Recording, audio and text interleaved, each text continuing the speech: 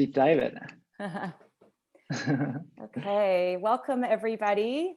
Sorry, we just had a bit of technical difficulties, so we're just a couple minutes late getting started. While we're waiting for everybody to join, if you could just take a moment to let us know in the chat function where you're joining from, what country or what city, that would be great. And just so you know that the chat function should only be used for sharing links and messaging each other. It's the Q&A at the bottom that you're going to want to use later on in the panel to pose questions to any of our incredible speakers today. Okay, welcome. We've got some people coming in: London, UK, India, New York City, wow. London, Ontario, Virginia, New York, Barcelona, Vegas, Sweden, Oregon, Stockholm, wow. Texas, Toronto, Berlin, Brussels, Belgium, Scotland. This is awesome. What a really great Italy, Montreal, North Carolina. No pressure, no pressure. Bogota. Yeah, the Netherlands. Okay, so people are still coming in here. I know we had close to 400 registered today, so I'll just let everybody keep coming in, and I'm gonna just speak for a couple of minutes. So I'm Kelly Drennan. I'm the founder of Fashion Takes Action, which is Canada's only nonprofit organization devoted to advancing sustainability across the entire fashion system since 2007. So that means we work with industry and with consumers. Before we begin, though, I'd really like to just share a land acknowledgement. We have clearly a global audience today, but I am joining you from Toronto, which is the traditional territory of many nations, including the Mississaugas of the Credit, the Anishinaabe, the Chippewa, the Haudenosaunee, and the Wendat peoples, and is now home to many diverse First Nations, Inuit, and Métis peoples. Toronto is built on sacred land that is part of an agreement between Indigenous peoples and allied nations to peacefully and respectfully care for it. And the reason I share this acknowledgement is because it's evident that the colonial structure the colonial structures used to once settle this land are the same systems that support the exploitation of resources and people in the global fashion industry today. Fashion Takes Action is working to help dismantle these colonial structures. By providing platforms like WEAR, we aim to give a voice to the people who are being exploited, to showcase the importance of circularity in fashion, and to acknowledge the need to prioritize respect for the land and people involved. This monthly webinar series is free. And as a nonprofit, that means we rely on sponsorship and donations. We are currently trying to raise $25,000 to digitize our successful youth education program, My Clothes, My World, which ends at the end of this month. So as a thank you to us for bringing you this amazing content for free each month, we ask that you please consider making a donation today, even if it's just $5, because there are more than 1,000 people registered today. So if everybody donates $5, it's a huge help. Thank you so much. And the link will be shared in the chat. And now our theme again this month is scaling circularity. Because it's such a huge topic, we just couldn't cover it in a few sessions. If you were lucky enough to join us in December, the focus was on collaboration as a driver towards circularity. And we had 4 incredible sessions that you can still view, which are available on our website at wear.fashiontakesaction.com. Today, our focus is on 2 other very important drivers of circularity: innovation and transparency. And we have 3 amazing sessions with so many knowledgeable experts today. I'm so excited. Please note, though, that if you do want to attend more than just this session today, that you do need to register separately for those sessions. So just because you're here with us now doesn't mean you automatically can enter, because it's a different link for each one. And so our first session is following the thread, how digital transparency is driving circularity, with Lablaco, Eon, and Textile Genesis. Transparency and traceability is key to making fashion circular, from the raw materials through to products and finally at end of life. Today's experts are here to share the progress that they have made in this area, and this discussion will be led by Laura from Lablaco. Welcome, Laura. Hello. Well, thank you so much, Kelly and the WEAR team, for having us for this incredible webinar. I know how hard it is to organize people, get everyone, coordinated, and especially from all over the world. I've seen, you listing all these countries, really impressive work. So kudos to everyone. And definitely I'd like to also double down on the fact of really supporting Where. So I don't know, Kelly, if you're going to be sharing the link for the donations. I already shared it on my LinkedIn, and I'm doing my donation today. So thank it you. would be awesome. Yeah, Definitely that Nikki from everyone can do Fashion it. Takes Action just shared it in the chat. So thank you so much for that. Fantastic. And so, well, thank you also for connecting me and Lablaco with Natasha and Amit. I've been following them from a distance for some time, and a great fan, and definitely great to see this circular fashion ecosystem coming together.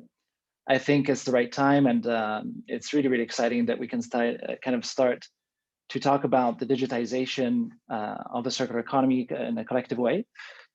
And I love also to share, we just did the circular fashion report actually with PwC. I know also Erica was one of your speakers in the last session, and they're also part of your sponsors. And it's really great to see now also who are the players in this digitized circular economy. So it's really great to have Natasha and Amit, and to be able to deep dive into what is happening. And I would like also to close the fact that it's such a new industry that we are all working towards, that it's also, it never has been really estimated the market size of this brand new industry, right? So we've been really researching with PwC, ESSEC University, Wageningen University, and many other great partners, and Vogue Business and so on. And the really good news that we have is for all the startups and all the investors out there, circular fashion is definitely really great for the environment and the world, but it's also an incredible blue ocean of opportunities and of business, really. As we've seen, the traditional linear economy in the fashion industry is an estimated 3 trillion industry. It's really, really big. But if we compare that to the digitized circular economy in fashion, is actually estimated to be a 5 trillion industry. And it's all, I would say, really a blue ocean of untapped opportunities. And so really thank you again for this kind of events that can really promote more and more and accelerate this transition. And so, yeah, no further ado, I'd love to deep dive into it. So maybe Amit, if you want to start maybe with you explaining a little bit about your story, how you got started. And I know you guys also have a couple of presentations. We'd love to see in detail, how your systems work and how you came to build all of this. Thanks a lot, Lorenzo. So thanks again. Let me start with sharing my screen. Give me a second. Yeah, definitely. And in the meantime, as you get ready, if you'd like just to share a little bit how you got started. These are not overnight ideas, I imagine, but there's a lot of thought and layers of knowledge that came to this. So no, true. I think that's a good one. So prior to starting Textile Genesis, I was actually leading the global textile business for Lenzing out of Austria. So responsible for Tencel and Ecovero business for sales, marketing, and new innovations. And one of the consistent feedback that I heard while speaking with customers was the fact that both the brands and retailers, but also the value chain partners were consistently asking that, what was Lenzing doing at that point to protect the business model of suppliers that are authentic, which means using Tencel versus not using a generic product. And the consistent feedback from the brands was, how was Lenzing at that point helping them to verify and validate the composition of the garment itself so that they are actually getting what they're paying for. And that also, of course, has direct implications for the circular economy as well. So that more or less got me excited about the topic of traceability in the supply chain across the very fragmented industry where you have 5 to 6 tiers across the entire global textile value chain from fiber origin all the way to garment. And there's a lot of blending and reblending that happens in this industry. So that's where I started basically about 2 years ago. So if I just move on, as of now, we operate out of 5 locations. Hong Kong is where we are based. Our technology and development center is in India. In London, we focus more on the business development. And just this week, we have 2 service centers in Istanbul and Shanghai, because our system is available in 3 different languages, in English, Simplified, Chinese, and Turkish, to be able to serve these 2 very big textile producing countries, China and Turkey. And Lorenzo, so what we are actually, our focus is really to create end-to-end traceability for all sustainable fibers. As we were discussing earlier, this is where the roots comes from. And that's enabled by our award-winning fiber coin traceability technology. And I'll come back later to what fiber coins are and how it actually works. And we started first focusing on wood-based cellulosic fibers, so fibers like Tencel, Ecovero, Modal. Second key focus is recycled polyester, where PET bottles are used to create new recycled polyester, or even textile waste could be used, or responsible wool. And this year, we'll also be looking at organic cotton and recycled cotton as well, coming from textile waste. And what we have done is set up a global traceability platform that's a network of premium and sustainable fiber producers, a network of global brands and key industry associations. So for example, with Textile Exchange, we are a strategic partner on traceability with them. And likewise with Canopy, just before Christmas, we signed a partnership to help to integrate our system with the Canopy hot button rankings for wood-based cellulosic. Now, if you ask me what's the key challenge that exists in the textile industry from traceability perspective, I would just use 3 keywords. It's 95% traceability gap. And this is significant, this is massive. If you look at the top 100 fashion brands, almost all of them have set 100% sustainable and traceable fibers target in the next 5 years. I believe Adidas has already the target this year, next year, for about 100% of their polyester being recycled polyester. So this significant step that a lot of brands have taken is fantastic. I mean, it will drive significant uptake of sustainable fibers in the textile industry. But if you ask the second question, what percentage of the same top 100 brands which have made this very public commitments, how much of what percentage can actually track their garment collections back to fiber origin? Just 5%. So essentially 95% of the fashion industry have very limited to no visibility across the entire textile value chain, from the fiber origin all the way to the garment. And if you're not sure about the composition of the garment, then of course it directly impacts your circularity, because every single recycling technology, whether it's mechanical or it's chemical or biological, must know the composition of the fibers in the garment in a reliable manner, because your processes are actually tailored to that process. Yeah. So this is essentially the key problem we solve. And the way we solve this problem is through fiber coin traceability technology, which creates digital tokens in direct relation to the physical fiber, through having a very smart way of exchanging data, and easy way to exchange data between supply chain partners, and to be able to connect the physical with the digital world through integration of fiber forensic audits. Right. So those are the 3 core innovations that drive the Textile Genesis platform. And fiber coins is nothing. It's a digital token, almost a digital twin of the physical fiber at the point of origin. So every kg of a sustainable fiber, be it recycled polyester, organic cotton, responsible wool, or Tencel, gets a unique digital token at the point of origin. So you control the amount of certified material entering into the network, so that you never have more certified material than actually produced, right? And if you talk to some of the people in cashmere industry, they would say there's twice as much cashmere marketed, which is a premium product, than actually produced. And likewise, if you talk and speak to some of the people in recycled polyester, they say maybe 3 to 4 times as much recycled polyester is marketed than physically produced. And then you scratch your head and say, look, how is it possible The reason it's possible is there is no way to control the amount of certified material entering into the supply chain network. And the fiber coins solves that problem and also creates a digital chain of custody, eliminating the need for any PDF or paper-based traceability systems, which is the dominant mechanism right now to create traceability, right? So it's a very simple web-based system. If you have internet access and if you have a browser, it's on the cloud, so you can very easily access the system. There's no technology investment required. And essentially, as a brand, one is able to see the transactions across the supply chain.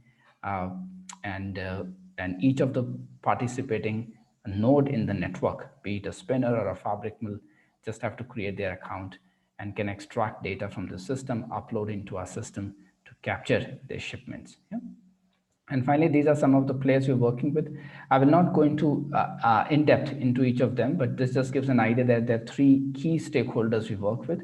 We work with brands, we work with fiber producers, and industry organizations. And all those three are very important key stakeholders in the ecosystem that we work with to drive impact in a comprehensive manner.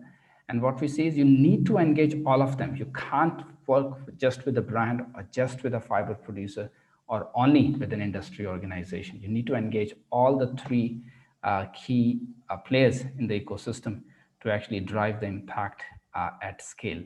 Yeah? So let me pass it back to you, Lorenzo. I think hopefully this gives the audience a good perspective. Yeah. Thank you so much. That was really great presentation. And I love how you finished it off by saying, of course, it's not a one-man show. And we're actually extremely excited now to pass over to Natasha and Eon. And in the meantime, as we do this passover, I would love to re-engage with you after Natasha's presented what they do at Eon. And in the meantime, I'd like also to engage the audience to ask to send any questions based on Amit's presentation. If you have any specific thing that you'd like to know about. So in the meantime, we'll gather the questions as Natasha now can start to tell us about, how did you get started, and yeah, how Eon works and how it's impacting the industry. Awesome, thank you so much. So I'll kick off with a screen share. Amit, good to see you and always wonderful to hear. So let me know when you guys can see.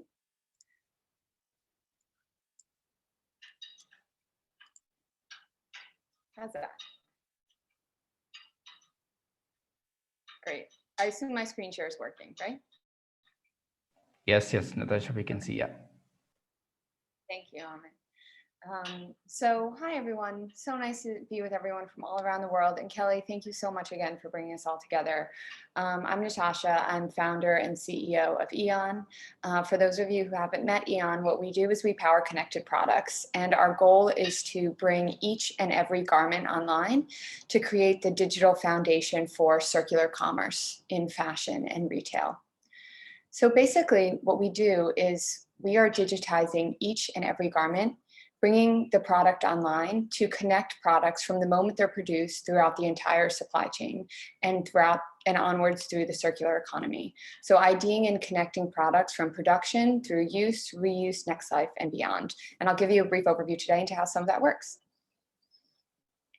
For a little bit of insight into why product ID is so important right now. We are a product ID company. And so I'm going to share a little bit of sort of insights into what's happening in the fashion apparel landscape, which I'm sure most of you are very familiar with, but what's really driving this move to digitize products. So today we see a massive rise in new consumption patterns that brands are unable to service. We see the rise of resale. We see new trends and needs for data and personalization. We see customer demand for sustainability, brand integrity, and transparency. We see a rise in mobile shopping and digital experiences from the consumer, and also the need for brands to service new applications and new retail environments, whether it be digital wardrobe or smart checkout, all of these new systems for the store of the future. And so basically, the brands are unable to service these changing consumption patterns and these new demands with the existing enterprise software that they have and the existing data structures in industry. So today, products are identified from point of production until point of sale, right? You have this sort of tag that we're all familiar with that, you know, a barcode identifies a product from those stages. Other, you know, it may be an RFID tag, it may be a QR code, but there's some way to digitally ID that product. And that means that data is associated to that product. Now, once that product is sold, all of that data is removed in its association to the physical product. Brands lose the relationships with customers and products at point of sale without this product ID. So without the ability to ID products, brands can't support the management of products through new business models like resale. They can't even ID this product to know, you know, what was the original price, what was the size, you know, inventory it for resale. They can't build ongoing connections with customers. The relationship ends at point of sale. They can't access data and insights post-sale. It is a black hole in terms of customer service and insights. They can't control the brand in the resale market, right? Brands produce products and they're sold by all these third parties with no control or revenue for the brand.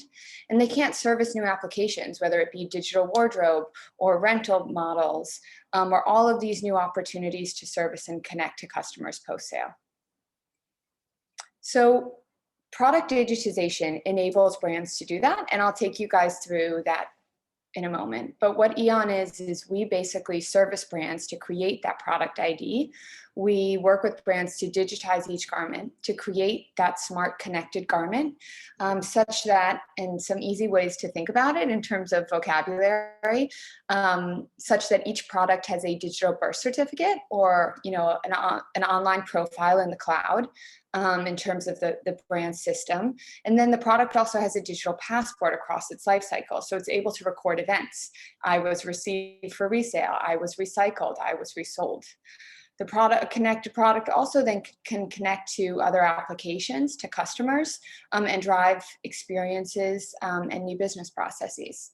And so our platform enables brands to do that across fashion and retail. So we lead product digitization across industry now. We recently partnered with Microsoft to really scale with the goal of bringing 400 million products online by 2025. We've worked in partnership and are supporting some of industry's largest global brands and retailers. We've designed our platform to work with enterprise product data systems. So what's pretty exciting about this is most product data, you know, the data that you need to support circularity of this product, it already exists within a brand's existing system. And so we capture that data and enable the digitization of that product. We also enable that data to be shared with circular partners who need that data to fulfill their business functions. So for example, Evernew needs to know exactly the material content of a pair of denim in order to recycle. Trove a reseller needs to know, you know, data like the MSRP, the original photos, all of that content to facilitate resale for partners of theirs like Patagonia and Eileen Fisher. So similar relationships with some of these other ecosystem players in the partner network.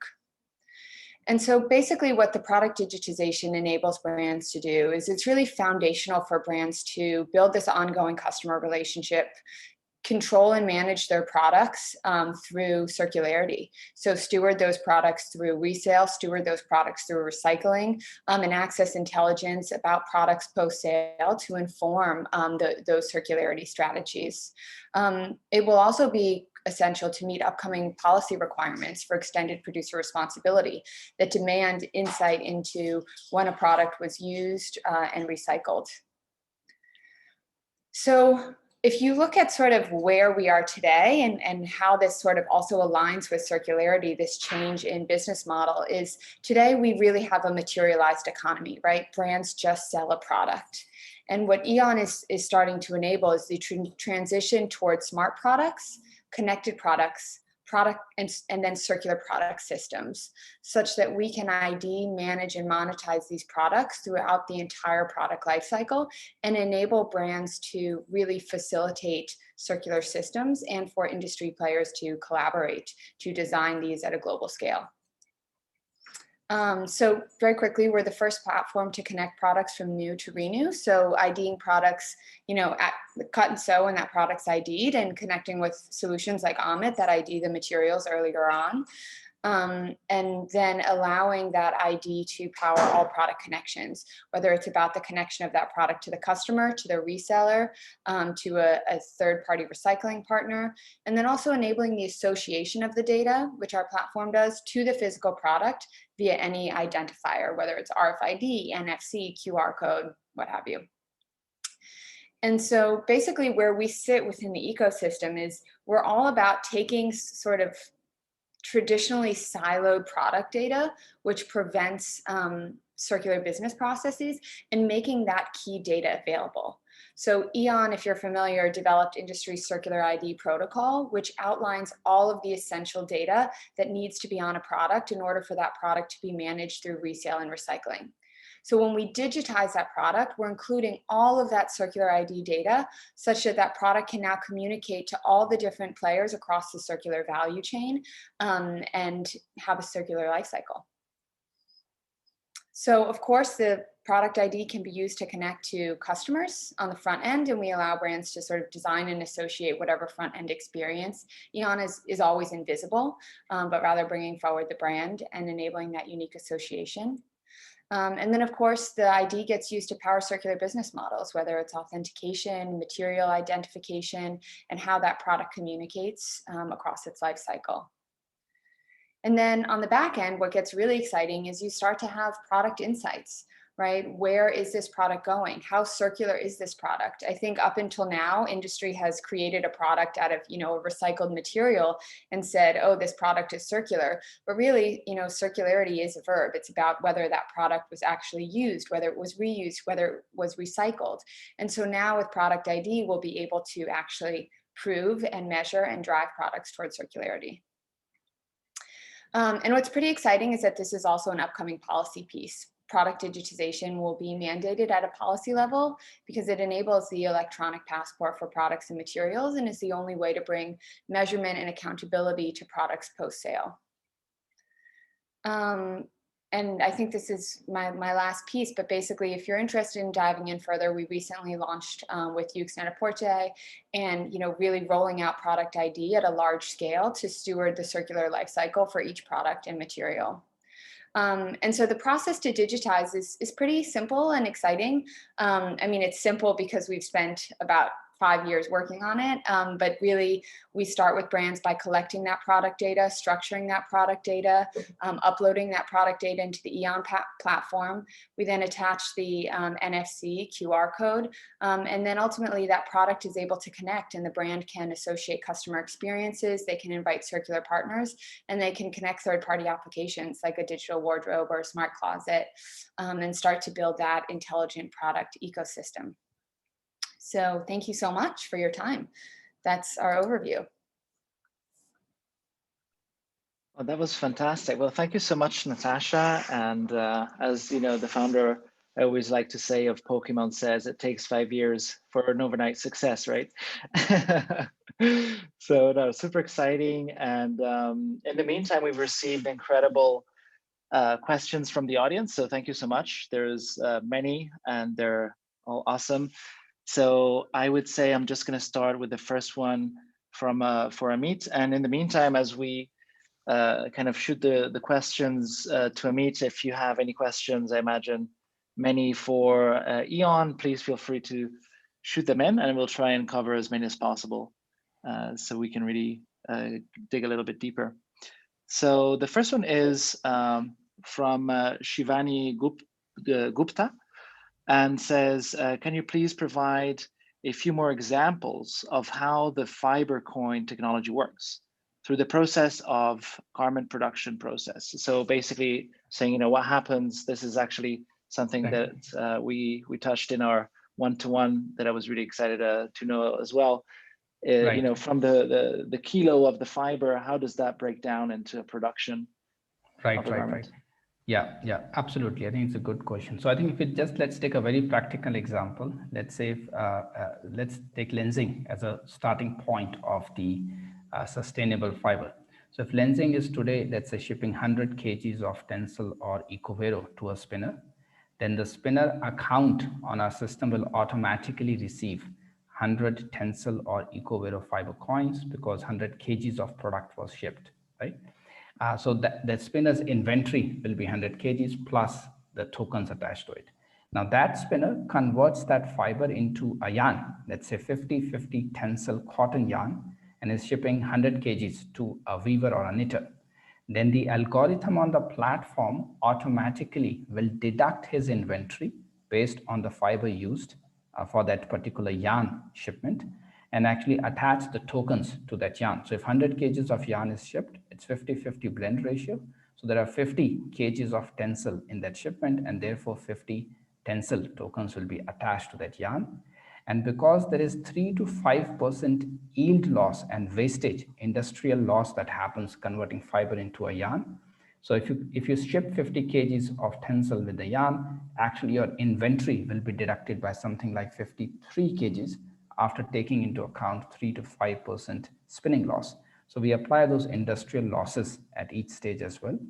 And likewise, then the weaver or knitter converts it into a fabric, a knitting or woven fabric. It has the GSM of the fabric, the composition, and based on the composition and the specification of the fabric, we calculate the mass of that specific sustainable product, and the tokens are attached and the yarn inventory is deducted. So essentially what we are doing with the fiber coins, we are creating a digital inventory of the product at each stage, and also capturing the shipment of product at each stage so that inventory is reduced and the tokens are passed along. And what it does, it completely eliminates the need for any PDF or paper-based and certificates. And the brand at the end, when they receive, let's say 500,000 pieces of a t-shirt, based on the composition of the t-shirt, they have tokens attached to it supplied by the garment maker. So that's how integrity is built. And the only player who can issue Tencel fiber coins or eco fiber coins on TG platform is lensing itself. There is no one else who is authorized to issue those tokens because it has to be the original manufacturer. And lensing can also not issue randomly, to Lorenzo today and to Natasha tomorrow, right? Lensing can only issue when they physically ship the product and they capture the shipment reference number and the financial transaction. So there has to be an underlying financial transaction from the original manufacturer to the downstream player. That is the starting point, how the tokens start, and then moves along the chain. Yeah.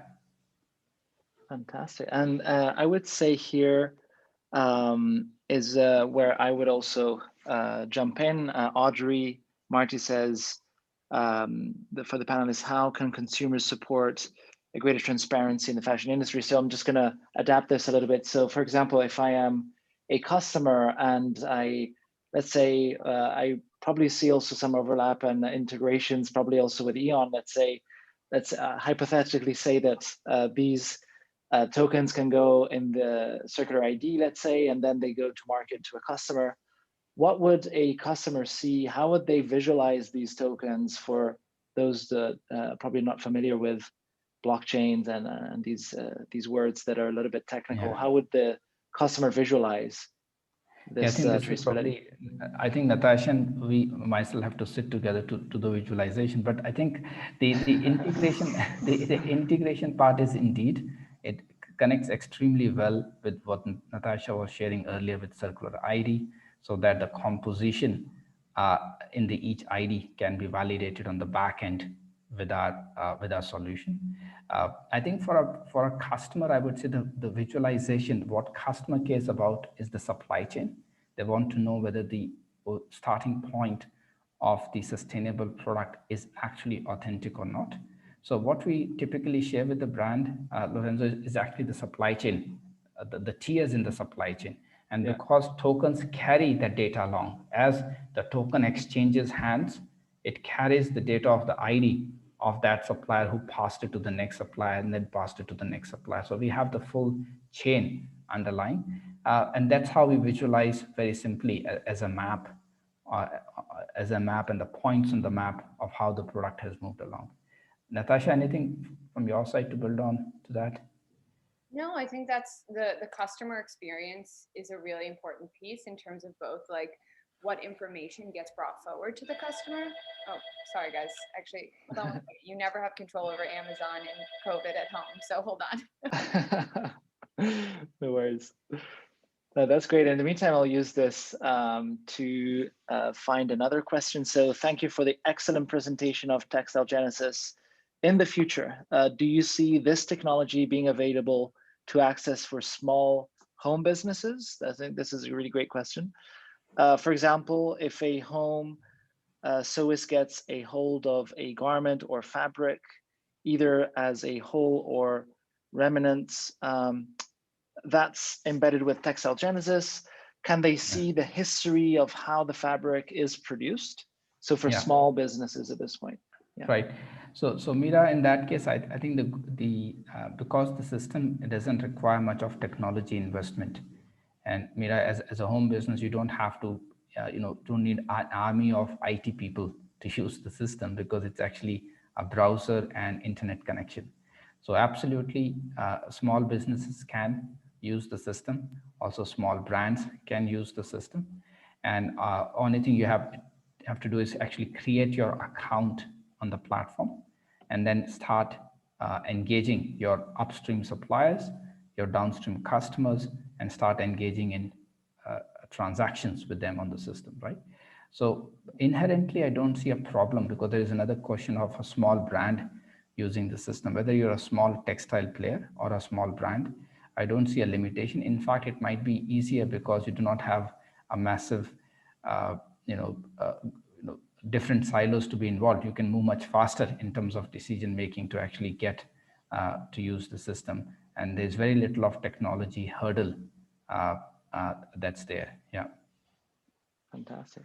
And actually, I have a personal one just in regards to what just happened now. How's COVID-19, the hot question here, affected your businesses in positive or in good or bad? And has it accelerated also your businesses as well as Amazon's? But how do you see this transition now that everything's kind of been stopped in 2020? Natasha, why don't you go first and then I go later? So I think for us, I mean, at the onset of COVID, we were about to roll out a bunch of projects with brands, and they all stopped. So for a moment there, it was absolutely, devastating for our business. And as a startup, a 4-month pause on work can mean some scary things.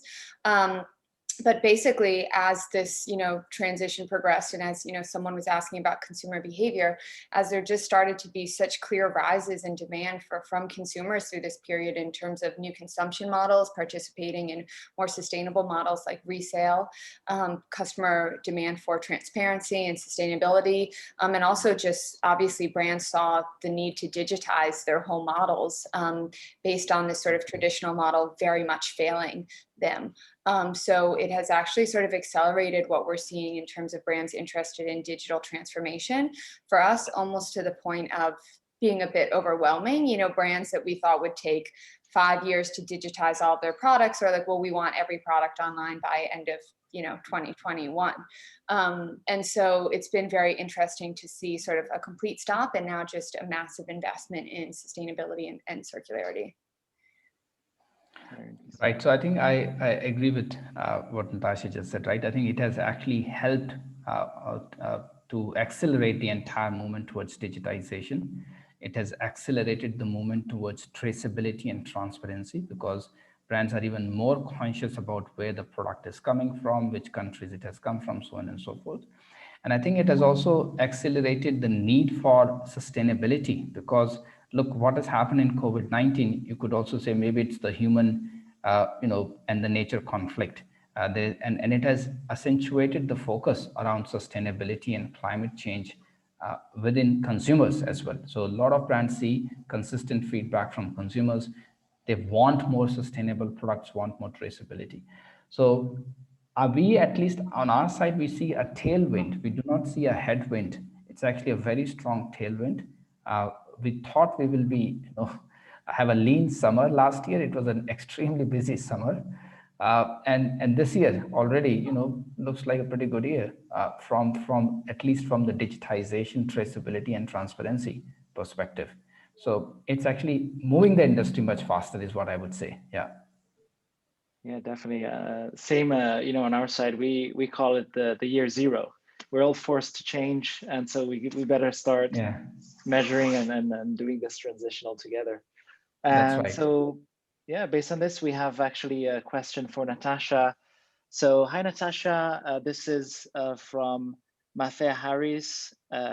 Hopefully, I'm pronouncing everyone well. Are you seeing an upwards trend in fashion brands waiting to be more involved with their post-consumer product waste once the information is digitized? Yeah. So more interest in accessing that data post-sale? Is that the question? Sorry, I can't find it in. Yeah, I believe so. Yeah. So by digitizing the products, once they have this data from the consumer side, do you see also this kind of increase in wanting to recirculate more? Is it incentivizing more recirculation? Exactly. So this question actually gets us really excited. One of the key things we are hoping to solve at Eon is the business model transformation for brands and retailers. Today, brands can only make more money by producing more product. So will we ever be sustainable with that paradigm? No, because they will always need to make more product to produce more money and support their workers and support their organization, right? So how can we redefine what it means to grow as a company?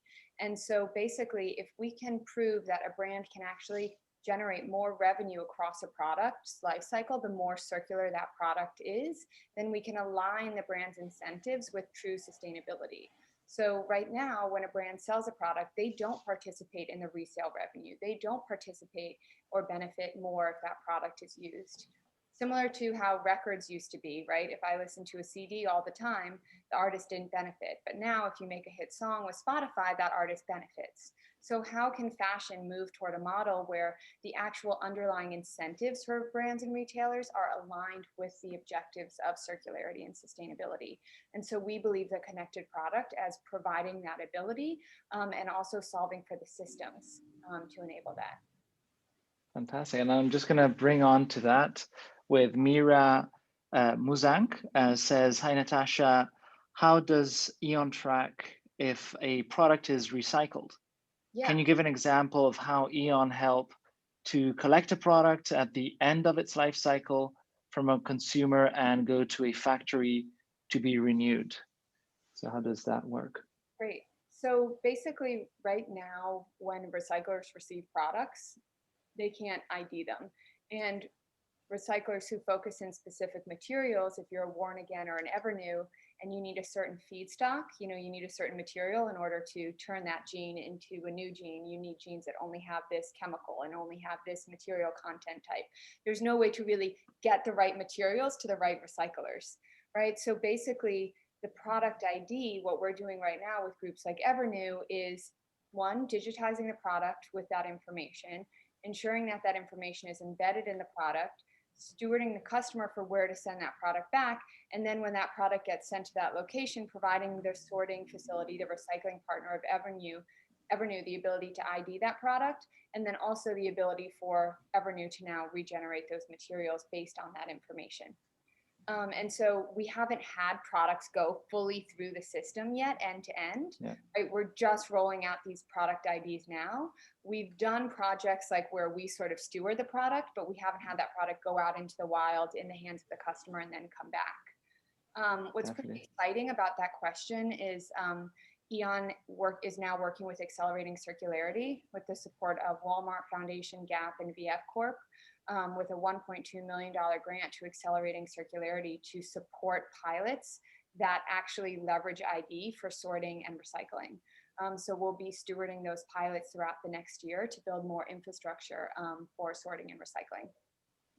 Fantastic. And actually here, based on Amit's point of knowing exactly what's in the products, I think for the recycling also here, there's a really good connection with Textile Genesis, which I believe will be very useful for recyclers.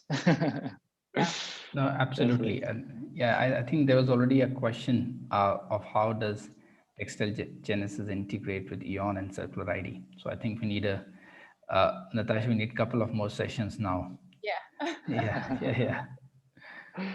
Fantastic. And then there's talking about money. There's probably a secret VC or someone is asking, it's anonymous attendee. Can you both talk about your business models? How do you make money? Cost for brands. Sure. See, our business model is quite simple. It's an annual subscription based model, so almost like a Netflix model, right? We don't want to tax people. The more they use, the more they have to pay. That's not what we want to do. We want to just have an annual fixed subscription model based on the size. So we just define 5 sizes based on the size of the turnover or the fiber volume consumption of a brand, similar to the garment size, so extra small, medium, large, extra large. And based on the size of the brand, you have basically different pricing tiers. Yeah? Then as far as supply chain partners are concerned, we keep it, there's no cost for supply chain partners for the next 2 years. So we make it available for free to drive adoption. And then from January of 2023, then it will be again a very small nominal fees to maintain their account, to service the account, because you have to service in 3 different languages wherever they're actually using the system. And as far as fiber producers are concerned, that's where we have more of a contractual discussion, because based on the volume of product that's flowing through the system, you have transactions are more, transaction volume is less, because one guy is trying to do 100,000 ton, other person might be looking at just 20,000 ton or 10,000. So based on the volume of the product that at the point of origin we are introducing into the network, we have to create that many tokens and conduct transactions. So there we have more of a contractual discussion based on the volume that's entering into the network. So that's how basically the commercial model works roughly. Yeah. Fantastic. And what about for Eon? How does that work there? So for us, we operate like a software as a service solution, like a Salesforce or any other sort of enterprise software that you would license. And our pricing model is based on what it costs Eon. So basically a annual platform license fee, and then also number of IDs created. So if brands are creating 50 million IDs or 5,000, there's a different pricing structure. But we do support both large brands and retailers, as well as small and boutique brands for product ID. Fantastic. And then here we have Valerie Brunette, who says to both, do you have any information how the consumer will react on connected apparel versus privacy? Isn't that scary to an extent? So this is probably a hot topic with everything that's going on with big tech at the moment. What is your take on this? Yeah, so I think I can kick off with this one, Amit, if you want. Sure. Yeah. So for us, there's sort of 2 things. One, we are a product data company. We are not a customer data company. So we are storing product data, right, and not the customer's identity.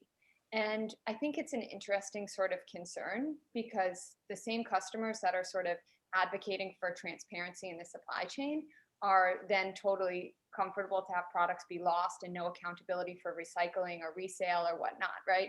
And if you want transparency, transparency is not just production to point of sale.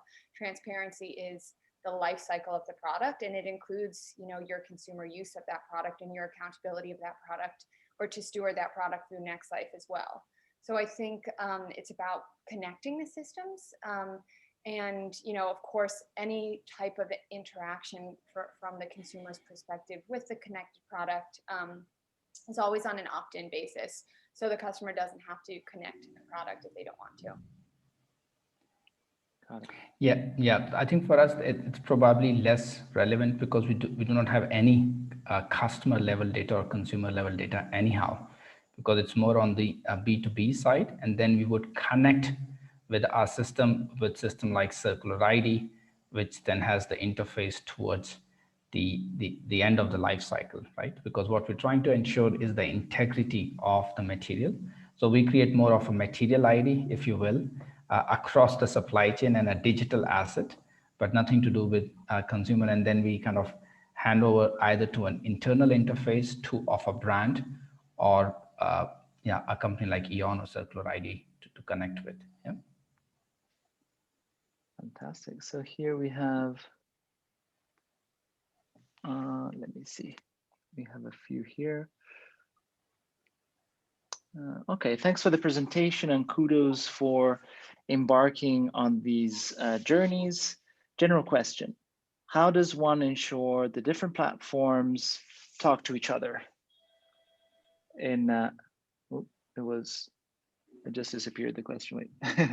Okay, talk to each other and the data is interoperable. So how does the data, let's say I buy a product on, let's say the brand website, and then I resell it on, let's say Depop. And same thing, I imagine also in the supply chain, what if, it goes from the fiber or, the cotton plantation to the spinner and from the spinner. So how do these IDs and systems move in different systems, or do they need the same system to go through? How does that work? Maybe we can start with Amit a bit higher in the supply chain. Right. So I think what we do there is we provide what are called APIs in the technical terms, which is like, if you will, it's like a port that can, like an adapter that can connect with different devices or that can connect with different IT systems. So if you define a well-structured API call, which is secured, and if the sender has a matured IT system, then they can actually consume data through an API call or ship data through an API call. And this work on APIs has really advanced over the last, I would say, 5-10 years, which is, the protocols are quite standard, how the APIs can be shipped. The data protocols are very standard on how one can receive the data, right? So that's one way I see that drives interoperability between different systems. The second aspect is standardization of the data model itself, right? If you call organic cotton as OC and I call organic cotton as OCA in my system, then it of course creates huge amount of mess because we're not talking the same language, right? We're just talking, you're talking Martian, I'm talking, earthly language. So of course we have a big problem. So I think the second big part that has to be done is to define a data standardization that people are using the same terms, right? And that's why our work with Textile Exchange, our work with Canopy becomes extremely important. Textile Exchange is a standards organization. They set the standard for entire textile industry for the sustainable materials in terms of defining the terms, right? That's where the work that we did with GS1 standard on traceability data protocol. What is a yarn? What is a woven fabric? What is a gauge fabric? How do you define a product? What features have to be captured? It becomes important. So those are the two key aspects I see: having a standardized language, and second is technology side of having these ports to allow this interoperability between different systems. Fantastic. And what Natasha, about with the circular ID? I'd agree with everything that was just said there. I think what we've tried to do is leverage standards organizations where they exist. And what is exciting is that some of them do exist already.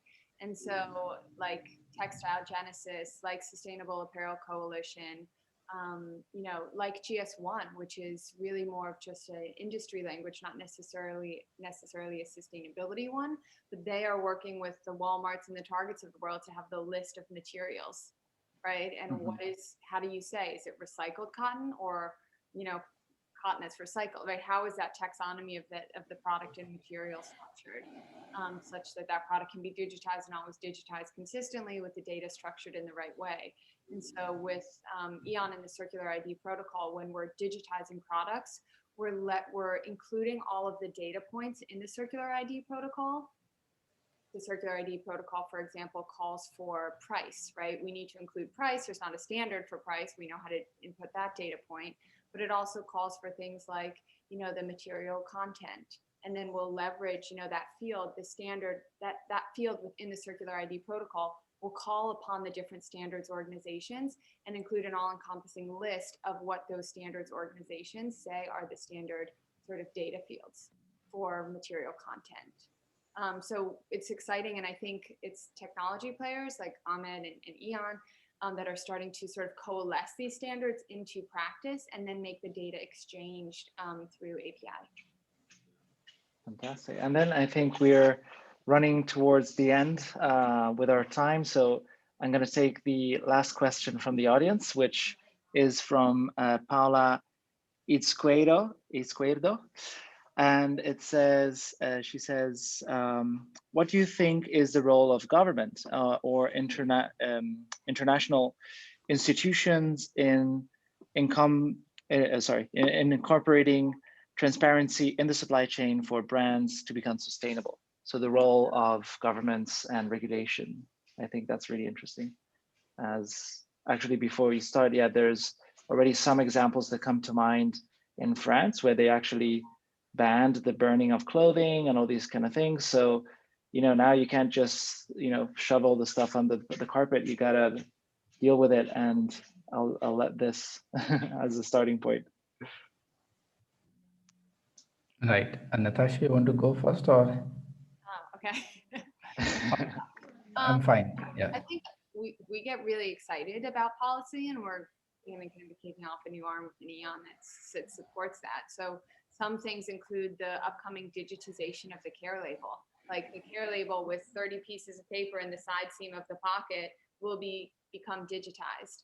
And so that's really accelerating brands adopting connected and digitized products because they know that's coming. Sweden just introduced extended producer responsibility with the tax.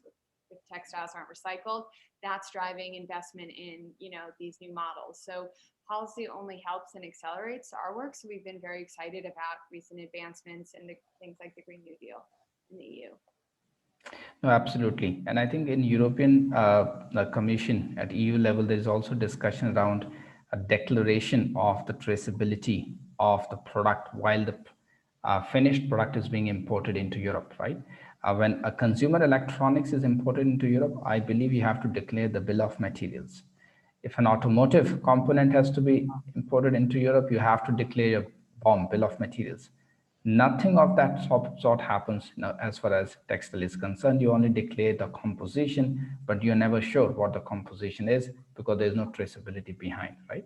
So I think there is quite some work happening also because of the fact around forced labor issues. There are questions around social sustainability across the supply chain, right? Also around exploitation of labor, the fair wages. The UK just signed this, Anti-Slavery Act or something like that, which prevents, which puts the burden of proof on the retailer to show that, look, there has not been any slavery in the product as it's being used, right? So all those forces will drive a higher level of traceability and transparency in the supply chain. And that ultimately would also help in terms of driving circularity because the material integrity becomes important as well. So yes, I think policy and regulators have an important role, and it's good to see that some of them are now finally waking up to the textile industry because it was so fragmented. And people are sometimes, when I ask that very simple question, what do you think? Is textile bigger than automotive industry? Is textile bigger than consumer electronics? Almost everyone says automotive is bigger, right?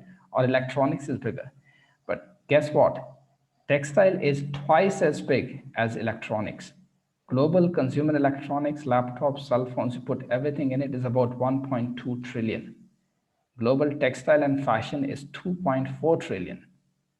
And it's actually about 10% larger than the global automotive industry, which is around 2.2 trillion. Yeah. I'm sorry to cut you off. We could really, like all of these panels we put together, I mean, we could just talk for hours. And there were so many great questions, and unfortunately, we just didn't have enough time to answer them. I did put in the chat to everybody, feel free to reach out to me I'm sure our panelists would also be happy to answer any questions offline. So shoot me an email and then I'll do my best to connect you with these three incredibly knowledgeable experts who I've just been, so fascinated to spend this hour with you listening to everything, and very exciting. You guys are doing such amazing work. Big fan here. And so without further ado, I'm going to have to close this session, and thank you for joining us, and thank you to everybody. I did also share the link for the next session in the chat. So if you haven't registered, lots of chatter in this session about Evernew and Worn Again, so you can actually hear firsthand from the founders and CEOs of these recycling innovators up next at 11:45. Okay, thank you so much to Amit, Laura, Natasha. Thank Take you. care. Thanks so Bye-bye. much, everyone. Thanks. See you. Bye. Thank Bye. you. Thank you for organizing it. Bye-bye.